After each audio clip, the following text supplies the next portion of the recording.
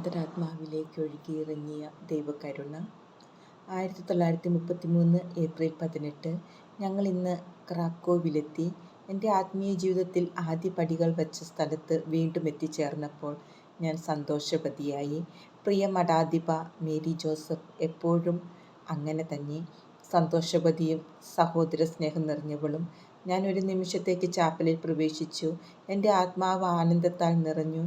ഞാൻ ഇവിടെ നോവീസായിരുന്നപ്പോൾ ലഭിച്ച കൃപാസമൃദ്ധിയെ ഒറ്റ നിമിഷം കൊണ്ട് ഓർത്തുപോയി. 1 മണിക്കൂർ സമയത്തേക്ക് നോയിഷറ്റ് സന്ദർശനത്തിനായി ഞങ്ങൾ എല്ലാവരും ഒത്തുകൂടി. മഠാധിപ മേരി ജോസഫ് ഞങ്ങൾക്കൊരു ചെറിയ ഉപദേശം തന്നു. ധ്യാനത്തിൻ്റെ കാര്യപരിപാടിയെപ്പറ്റി ഏകദേശ രൂപം നൽകി. ഈ വാക്കുകൾ അവർ ഞങ്ങളോട് പറഞ്ഞുകൊണ്ടിരുന്നപ്പോൾ പ്രിയ മദർ ഞങ്ങൾക്ക് വേണ്ടി ചെയ്ത എല്ലാ നല്ല കാര്യങ്ങളും എൻ്റെ കൺമുമ്പിൽ വന്നു. എനിക്ക് അവരോട് വലിയ കൃതജ്ഞത തോന്നി. നോയിഷറ്റിലായിരിക്കാൻ അവസാനമായി ലഭിക്കുന്ന അവസരമാണല്ലോ എന്നോർത്തപ്പോൾ വിഷമം തോന്നി. ഇനി ഞാൻ ഈശോയോട് കൂടെ യുദ്ധം ചെയ്യണം, ഈശോയോട് കൂടെ പ്രവർത്തിക്കണം, സഹിക്കണം. ഒറ്റ വാക്കിൽ പറഞ്ഞാൽ ഈശോയോട് കൂടെ ജീവിക്കണം, മരിക്കണം. എന്നെ പഠിപ്പിക്കാൻ മഠാധിപ എൻ്റെ അരികിൽ ഉണ്ടായിരിക്കുകയില്ല. എനിക്ക് മുന്നറിയിപ്പ് തരാനോ ഗുണദോഷിക്കാനോ പ്രോത്സാഹിപ്പിക്കാനോ ശകാരിക്കാനോ ഉണ്ടാവുകയില്ല. തനിയെ ആകുന്നതിനാൽ ഞാൻ ഭയപ്പെട്ടു. ഈശോയെ, ഇതിനെന്തെങ്കിലും ചെയ്യുക. എനിക്ക് എപ്പോഴും ഒരു മേലധികാരി ഉണ്ടായിരിക്കുമെന്നത് ശരി തന്നെ. എന്നാൽ ഇപ്പോൾ ഞാൻ സ്വന്തമായി കാര്യങ്ങൾ കൈകാര്യം ചെയ്യണം. Krakow, April 21, 1933. ദൈവത്തിൻ്റെ ഉപരിമഹത്വത്തിന്. നിത്യവ്രത വാഗ്ദാനത്തിന് മുമ്പുള്ള 8 ദിവസത്തെ ധ്യാനം. ഇന്ന് ഞാൻ ധ്യാനം ആരംഭിക്കുകയാണ്. ഈശോയെ, എൻ്റെ ഗുരുനാഥ, എന്നെ നയിക്കണമേ. അങ്ങയുടെ തിരുഹിത പ്രകാരം എന്നെ ഭരിക്കണമേ. അങ്ങേക്ക് യോഗ്യമാം വിധം എൻ്റെ സ്നേഹത്തെ പൗത്രീകരിക്കണമേ. അങ്ങേ കരുണാർദ്ര ഹൃദയത്തിൻ്റെ ഇഷ്ടം പോലെ എന്നെ ഉപയോഗിക്കണമേ. ഈശോയെ, നമ്മുടെ ഐക്യത്തിനു മുമ്പുള്ള ഈ ദിവസങ്ങളിൽ നമ്മൾ 2 പേർ മാത്രമായിരിക്കും. ഈശോയെ, എന്നെ ധ്യാനത്തിൻ്റെ അരൂപിയിൽ കാത്തു സൂക്ഷിക്കണമേ. വൈകിട്ട് കർത്താവ് എന്നോട് പറഞ്ഞു, എൻ്റെ മകളെ, ഒന്നും നിന്നെ ഭയപ്പെടുത്തുകയോ അസ്വസ്ഥമാക്കുകയോ ചെയ്യാതിരിക്കട്ടെ. നല്ല സമാധാനത്തിലായിരിക്കുക. എല്ലാം എൻ്റെ കരങ്ങളിലാണ്.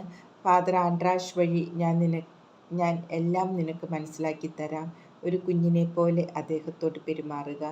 ദിവ്യകാരുണ്യ സന്നിധിയിൽ ഒരു നിമിഷം. ഓ എൻ്റെ നിത്യനായ കർത്താവായ സൃഷ്ടാവേ, ഈ വലിയ ഉപകാരത്തിന് ഞാനിങ്ങനെ നന്ദി പറയും. ഈ ദുരിതപ്പെട്ട എന്നെ നിന്റെ മണവാട്ടിയായി തിരഞ്ഞെടുത്തതിനും നിത്യമായ ഉടമ്പടിയാൽ അങ്ങ് ഞാനുമായി ഐക്യപ്പെടുന്നതിന് തിരുമനസ്സായതിനും നന്ദി പറയുന്നു. എൻ്റെ ഹൃദയത്തിൻ്റെ അമൂല്യനിധിയെ, എല്ലാ വിശുദ്ധരുടെയും മാലാഖവൃന്ദങ്ങളുടെയും ആരാധനയും കൃതജ്ഞതയും ഞാൻ അങ്ങേക്ക് അർപ്പിക്കുന്നു. അങ്ങയുടെ അമ്മയുമായി ചേർന്ന് അങ്ങേ ആരാധിക്കുന്നു. ഓ മറിയമേ, എൻ്റെ അമ്മേ, എൻ്റെ ജീവിതത്തിലെ പ്രധാനപ്പെട്ട ഈ നിമിഷത്തിൽ നിന്റെ പരിശുദ്ധമായ മേലങ്കിയാൽ എൻ്റെ ആത്മാവിനെ പൊതിയണമെന്ന് അപേക്ഷിക്കുന്നു. നിന്റെ പുത്രന് ഏറ്റവും പ്രിയമുള്ളവളാകാനും അങ്ങേ തിരുക്കുമാരൻ്റെ കരുണയെ ലോകം മുഴുവനും നിത്യമായി യഥോചിതം പുകഴ്ത്താനും എന്നെ അനുഗ്രഹിക്കണമേ.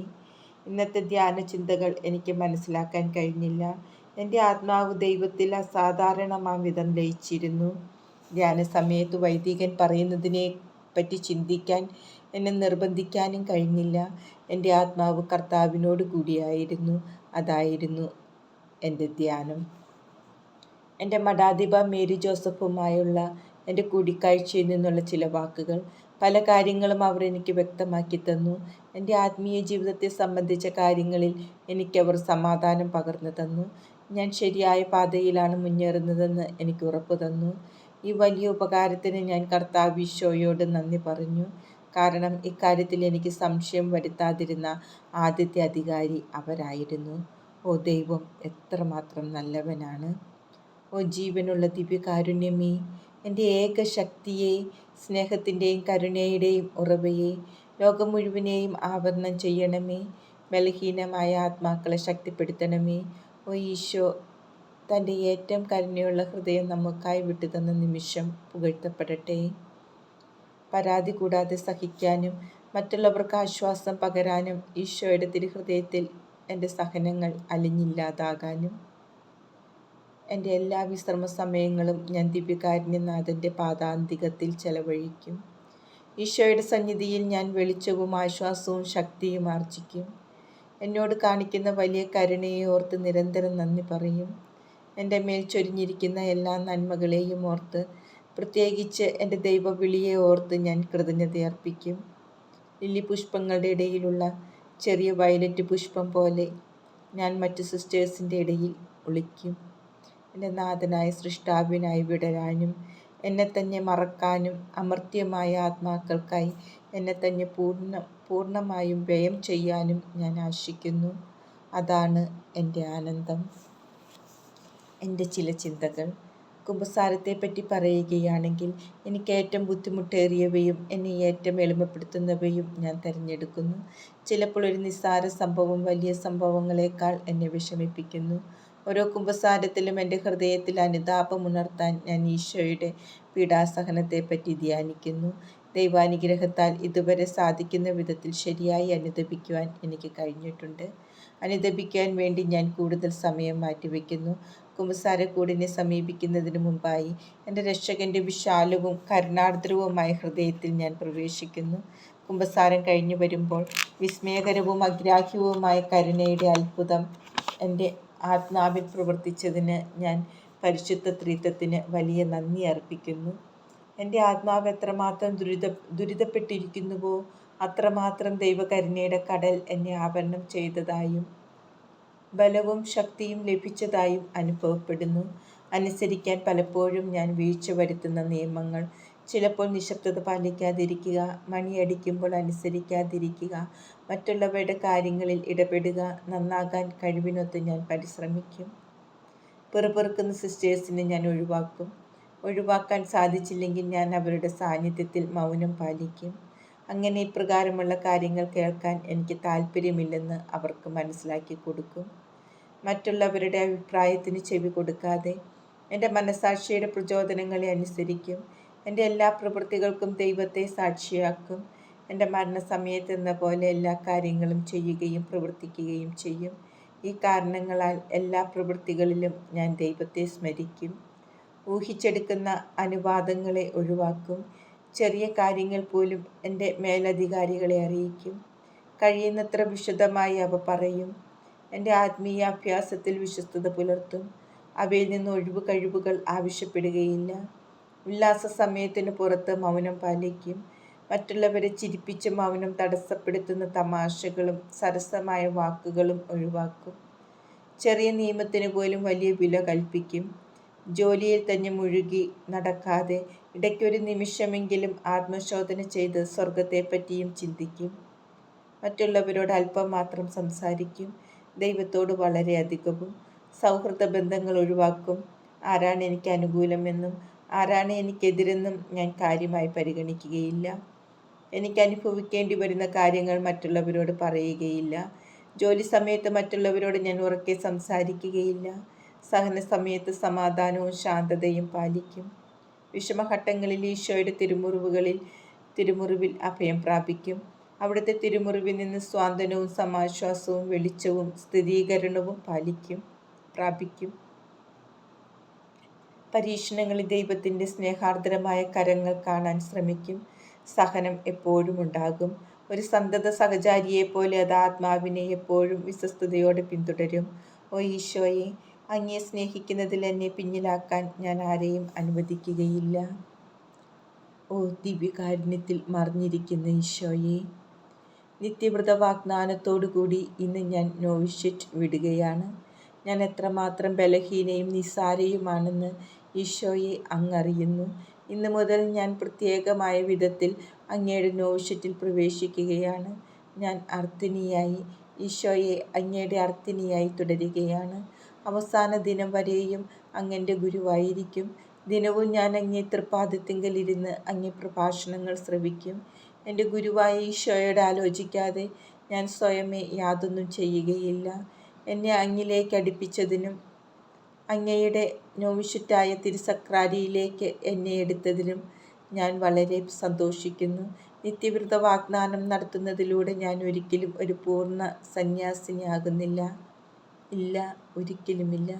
ഞാൻ ഈശോയുടെ ബലഹീനയായ ഒരു എളിയ അർത്ഥിനി തന്നെയാണ്. നോവിഷ്യറ്റിലെ ആദ്യകാലങ്ങളിൽ എന്ന പോലെ പൂർണ്ണതയ്ക്ക് വേണ്ടി ഞാൻ പരിശ്രമിക്കും. എന്നെ മഠത്തിൽ സ്വീകരിച്ച ദിവസം എൻ്റെ ആത്മാവിനുണ്ടായിരുന്ന അവസ്ഥ കാത്തു സൂക്ഷിക്കാൻ ഞാൻ പരിശ്രമിക്കുന്നതാണ്. ഓ ഈശോനാഥ, എൻ്റെ ഗുരുവേ, ഒരു ചെറിയ കുട്ടിയുടെ ലാളിത്യത്തോടും ആശ്രയബോധത്തോടും കൂടി ഞാൻ ഇന്ന് എന്നെ അങ്ങേക്ക് സമർപ്പിക്കുന്നു. എൻ്റെ ആത്മാവിനെ നയിക്കുന്നതിനുള്ള പൂർണ്ണ സ്വാതന്ത്ര്യം ഞാൻ അങ്ങേക്ക് നൽകുന്നു. അങ്ങയുടെ ഹിതപ്രകാരം എന്നെ നയിക്കണമേ. ഞാൻ ചോദ്യം ചോദിക്കുകയില്ല. അങ്ങയെ ആശ്രയിച്ച് ഞാൻ ജീവിച്ചു കൊള്ളാം. അങ്ങേ കരുണാർദ്ര ഹൃദയത്തിന് എല്ലാം സാധ്യമാണ്. ഈശോയുടെ എളിയാർത്തിനി സിസ്റ്റർ ഫൗസ്റ്റീന. ധ്യാനത്തിൻ്റെ ആരംഭത്തിൽ ഈശോ എന്നോട് പറഞ്ഞു, ഈ ധ്യാനത്തിൽ ഞാൻ തന്നെ നിൻ്റെ ആത്മാവിനെ നയിക്കും. നിന്നെ സമാധാനത്തിലും സ്നേഹത്തിലും സ്ഥിരപ്പെടുത്താൻ ഞാൻ ആഗ്രഹിക്കുന്നു. ആദ്യത്തെ കുറച്ച് ദിവസങ്ങൾ കടന്നുപോയി. 4-ാം ദിവസം എന്നെ സംശയങ്ങൾ അസ്വസ്ഥപ്പെടുത്താൻ തുടങ്ങി. എൻ്റെ ഈ ശാന്തത വ്യാജമാണോ? അപ്പോൾ ഞാൻ ഈ വാക്കുകൾ കേട്ടു. എൻ്റെ മകളെ, നീ ഈ ലോകം മുഴുവൻ്റെയും രാജാവാണെന്നും നിന്റെ ഇഷ്ടപ്രകാരമെല്ലാം കൈകാര്യം ചെയ്യാൻ ശക്തിയുണ്ടെന്നും കരുതുക. നീ ആഗ്രഹിക്കുന്ന എല്ലാ നന്മയും ചെയ്യാൻ നിനക്ക് ശക്തിയുണ്ടെന്ന് വിചാരിക്കുക. പെട്ടെന്നൊരു ചെറിയ കുട്ടി ഭയന്ന് വിറച്ച് കണ്ണീരോടെ നിന്റെ ദയയിൽ ആശ്രയിച്ച് നിന്റെ വാതിൽപ്പടിയിൽ മുട്ടിവിളിച്ച് ഒരു റൊട്ടിക്കഷ്ണത്തിനായി യാചിക്കുന്നു. അത് ലഭിച്ചില്ലെങ്കിൽ ആ കുഞ്ഞ് മരിച്ചു പോകും. നീ ആ കുഞ്ഞിനു വേണ്ടി എന്തു ചെയ്യും? എൻ്റെ മകളെ, എന്നോട് പറയുക. ഞാൻ പറഞ്ഞു, ഈശോയെ, ആ കുഞ്ഞ് ചോദിച്ചതെല്ലാം 1000 ഇരട്ടിയിൽ കൂടുതലായി ഞാൻ കൊടുക്കും. കർത്താവ് എന്നോട് പറഞ്ഞു, ഇപ്രകാരമാണ് ഞാൻ നിന്റെ ആത്മാവിനോട് പ്രവർത്തിക്കുന്നത്. ഈ ധ്യാനത്തിൽ ഞാൻ നിനക്ക് സമാധാനം മാത്രമല്ല തരുന്നത്, നീ ആഗ്രഹിച്ചാൽ പോലും അസ്വസ്ഥത അനുഭവിക്കാൻ സാധ്യമല്ലാത്ത ഒരവസ്ഥ ഞാൻ നിന്റെ ആത്മാവിന് പ്രദാനം ചെയ്യുന്നതാണ്. എൻ്റെ സ്നേഹം നിന്റെ ആത്മാവിൽ ആവസിച്ചിരിക്കുന്നു. നീ അതിൽ സ്ഥിരപ്പെടണമെന്ന് ഞാൻ ആശിക്കുന്നു. നിന്റെ കാതുകൾ എൻ്റെ ഹൃദയത്തിനരികെ കൊണ്ടുവരിക. മറ്റെല്ലാം മറക്കുക. എൻ്റെ വിസ്മയകരമായ കരുണയെപ്പറ്റി മാത്രം ധ്യാനിക്കുക. എൻ്റെ സ്നേഹം ഇക്കാര്യങ്ങളിൽ നിനക്കാവശ്യമായ ശക്തിയും ധൈര്യവും പ്രദാനം ചെയ്യും. ഈശോയെ, ജീവിക്കുന്ന ദിവ്യകാരുണ്യനാഥ, അങ്ങ് എൻ്റെ അമ്മയാകുന്നു. അങ്ങ് എൻ്റെ എല്ലാമാണ്. ഓ ഈശോയെ, എളിമയോടും സ്നേഹത്തോടും വിശ്വാസത്തോടും ശരണത്തോടും കൂടി ഞാൻ അങ്ങേ പക്കൽ അണയുന്നു. ഒരു കുഞ്ഞ് തൻ്റെ അമ്മയോടെന്ന പോലെ എൻ്റെ സന്തോഷങ്ങളും ദുഃഖങ്ങളും എല്ലാം ഞാൻ അങ്ങുമായി പങ്കുവയ്ക്കും. വ്രതങ്ങൾ വഴി ദൈവം എന്നെ അവിടുത്തോട് ബന്ധപ്പെടുത്തുന്നതിനെപ്പറ്റി ധ്യാനിക്കുമ്പോൾ എൻ്റെ ഹൃദയത്തിൻ്റെ വികാരങ്ങൾ മനസ്സിലാക്കാൻ ആർക്കും സാധ്യമല്ല. കാലത്തിന് മുമ്പ് തന്നെ ദൈവത്തിന് എന്നോടുണ്ടായിരുന്ന സ്നേഹത്തിൻ്റെ ആധിക്യം ഇപ്പോൾ എനിക്ക് മനസ്സിലാക്കി തരുന്നു. എന്നാൽ ഞാനാകട്ടെ അവിടുത്തെ ഇപ്പോൾ മാത്രമേ സ്നേഹിക്കാൻ തുടങ്ങിയിട്ടുള്ളൂ. അവിടുത്തെ സ്നേഹം വിശാലവും നിഷ്കളങ്കവും വ്യവസ്ഥയില്ലാത്തതുമാണ്. അവിടുത്തെ അറിയുവാൻ തുടങ്ങുമ്പോൾ മാത്രമാണ് അങ്ങയോടുള്ള സ്നേഹം എൻ്റെ ഹൃദയത്തിൽ മുളപൊട്ടുന്നത്. അവിടുത്തെ എത്രമാത്രം അറിയുന്നുവോ അത്രമാത്രം തീവ്രമായും ശക്തമായും ഞാൻ അങ്ങയെ സ്നേഹിക്കുന്നു. എൻ്റെ പ്രവൃത്തികൾ കൂടുതൽ ശ്രേഷ്ഠമാകുന്നു. ഈ കാലഘട്ടത്തിലെല്ലാം ദിവസങ്ങൾക്കുള്ളിൽ നിത്യവ്രതവാഗ്ദാനത്തിലൂടെ ഞാൻ കർത്താവുമായി ഒന്നാകുമെന്ന് ചിന്തിക്കുമ്പോൾ പറഞ്ഞറിയിക്കാൻ വയ്യാത്ത ഒരു സന്തോഷം എൻ്റെ ആത്മാവിൽ വന്നു നിറയുന്നു. എൻ്റെ കർത്താവിനെ ആദ്യമായി അറിഞ്ഞ നിമിഷം മുതൽ എൻ്റെ ആത്മാവിൻ്റെ ദർശനം അങ്ങിൽ അനന്തമായി ലയിച്ചുപോയി. ഓരോ പ്രാവശ്യവും കർത്താവിനെ അങ്ങിലേക്ക് അടുപ്പിക്കുമ്പോൾ അവിടുത്തെ പറ്റിയുള്ള എൻ്റെ അറിവ് വർദ്ധിച്ചു കൊണ്ടേയിരുന്നു. വളരെ ശ്രേഷ്ഠമായ സ്നേഹം എൻ്റെ ആത്മാവിൽ വളർന്നുകൊണ്ടിരുന്നു. കുമ്പസാരത്തിനു മുമ്പ് എൻ്റെ അന്തരാത്മാവിൽ ഞാൻ ഈ വാക്കുകൾ കേട്ടു. എൻ്റെ മകളെ, അവനോടെല്ലാം പറയുക. എന്നോട് നീ പറയുന്നത് പോലെ അവനോടെല്ലാം തുറന്നു പറയുക. നീ ഒന്നും ഭയപ്പെടേണ്ട. നിന്നെ സമാധാനത്തിൽ സൂക്ഷിക്കുന്നതിനാണ് ഞാൻ ഈ വൈദികനെ എൻ്റെയും നിൻ്റെയും ഇടയിൽ സ്ഥാപിച്ചിരിക്കുന്നത്. അവൻ നിന്നോട് സംസാരിക്കുന്നത് എൻ്റെ വചനങ്ങളാണ്. നിൻ്റെ ആത്മാവിൻ്റെ ഏറ്റവും വലിയ രഹസ്യങ്ങൾ അവനോട് വെളിപ്പെടുത്തുക. നിൻ്റെ ആത്മാവിനെ മനസ്സിലാക്കാനുള്ള വെളിച്ചം ഞാൻ അവന് നൽകും. ഞാൻ കുമ്പസാരക്കൂട്ടിനെ സമീപിച്ചപ്പോൾ എനിക്ക് തന്നെ വിസ്മയം വരുത്തിക്കൊണ്ട് എല്ലാം തുറന്നു പറയാൻ എൻ്റെ ആത്മാവിന് ശക്തിയും ശാന്തതയും ലഭിച്ചു. അദ്ദേഹത്തിൻ്റെ മറുപടി എൻ്റെ ആത്മാവിന് വളരെ സമാധാനം നൽകി. അദ്ദേഹത്തിൻ്റെ വാക്കുകൾ എൻ്റെ ആത്മാവിനെ പ്രകാശിപ്പിക്കുന്ന വിശുദ്ധിയുടെ ഉന്നത ശ്രേണിയിലേക്ക് അതിനെ നയിക്കുന്ന അഗ്നിസ്തംഭമായിരുന്നു. ആണ് എപ്പോഴും ആയിരിക്കുകയും ചെയ്യും. ഫാദർ ആൻഡ്രാഷിൽ നിന്ന് ലഭിച്ച നിർദ്ദേശങ്ങൾ ഈ നോട്ട് പുസ്തകത്തിലെ മറ്റൊരു പേജിൽ ഞാൻ കുറിച്ചു വച്ചിട്ടുണ്ട്. എൻ്റെ കുമ്പസാരം കഴിഞ്ഞപ്പോൾ എൻ്റെ ആത്മാവ് കർത്താവിൽ നിർലീനമായി. 3 മണിക്കൂർ ഞാൻ ഇരുന്ന് പ്രാർത്ഥിച്ചു. എന്നാൽ കുറച്ച് നിമിഷങ്ങളായേ എനിക്കത് തോന്നിയുള്ളൂ. അന്ന് മുതൽ എൻ്റെ ആത്മാവിൽ പ്രവർത്തിക്കുന്ന കൃപയ്ക്ക് ഞാൻ തടസ്സം നിന്നിട്ടില്ല. ഞാൻ എന്തുകൊണ്ടാണ് യേശുവുമായി ഗാഢബന്ധത്തിലായിരിക്കാൻ ഭയപ്പെട്ടിരുന്നതെന്ന് അവിടുന്ന് അറിഞ്ഞിരുന്നു. അതിനാൽ അവിടുത്തേക്ക് ഒട്ടും വിഷമം തോന്നിയില്ല. എനിക്ക് അനുഭവപ്പെട്ടതെല്ലാം മായാദർശനമായിരുന്നില്ല, മറിച്ച് ദൈവകൃപയായിരുന്നു എന്ന് ആ വൈദികൻ എനിക്ക് ഉറപ്പു തന്ന നിമിഷം മുതൽ എല്ലാ കാര്യത്തിലും ഞാൻ ദൈവത്തോട് വിശ്വസ്തത പുലർത്താൻ ശ്രമിച്ചു. ആത്മാവിലെ ദൈവിക പ്രവൃത്തികളുടെ യഥാർത്ഥമായ ആഴം മനസ്സിലാക്കാൻ സാധിക്കുന്ന വളരെ കുറച്ച് വൈദികരേയുള്ളൂ. അന്നു മുതൽ പറക്കാൻ എൻ്റെ ചിറകുകൾക്ക് സ്വാതന്ത്ര്യം ലഭിച്ചു. ഞാൻ സൂര്യൻ്റെ ജ്വാലയിലേക്ക് പറന്നുയരാൻ തീവ്രമായി ആഗ്രഹിച്ചു. നിത്യമായി അവനിൽ വിലയം പ്രാപിക്കുന്നതുവരെ എൻ്റെ പ്രയാണത്തിന് അവസാനമുണ്ടാവുകയില്ല. നാം ഉയർന്നു പറക്കുമ്പോൾ എല്ലാ നീരാവിയും മൂടൽമഞ്ഞും മേഘങ്ങളും നമ്മുടെ പാദത്തിൻ കീഴിലാണ്. നമ്മുടെ ജഡം മുഴുവനും അരൂപിയുടെ അധീനതയിലാണ്. ഓ ഈശോയെ, അമർത്യമായ ആത്മാക്കളുടെ രക്ഷയ്ക്കായി ഞാൻ ദാഹിക്കുന്നു. ആർക്കും സംശയം തോന്നാത്ത ബലിയിലാണ് എൻ്റെ ഹൃദയത്തിന് സംതൃപ്തി ലഭിക്കുന്നത്. അറിയപ്പെടാതെ ദൈവസ്നേഹത്തിൻ്റെ വിശുദ്ധ ജ്വാലയിൽ ഞാൻ കത്തിച്ചാമ്പലാകട്ടെ. ദൈവസാന്നിധ്യം എൻ്റെ ബലി പൂർണ്ണവും നിർമ്മലവുമാകാൻ സഹായിക്കും. ഓ ബാഹ്യരൂപങ്ങൾ എത്രമാത്രം വഴിതെറ്റിക്കുന്നു! നിഗമനങ്ങൾ എത്ര അനീതിപരമാണ്! ഓ നിശബ്ദയായിരിക്കുന്നതിനാൽ മാത്രം സുകൃതം പലപ്പോഴും സഹിക്കേണ്ടി വരുന്നു. നമ്മെ നിരന്തരം ശല്യപ്പെടുത്തുന്നവരോട് ആത്മാർത്ഥമായി പെരുമാറാൻ എത്രമാത്രം ആത്മത്യാഗം ആവശ്യമാണ്! രക്തം ചൊരിയുന്നുവെങ്കിലും യാതൊരു മുറിവുകളും ബാഹ്യമായി പ്രകടമല്ല. ഓ ഈശോയെ, അവസാന ദിവസം മാത്രമേ പല കാര്യങ്ങളും വെളിപ്പെടുകയുള്ളൂ. നമ്മുടെ ഒരു പ്രയത്നവും വൃഥാവിലാകുകയില്ല. എത്ര സന്തോഷം!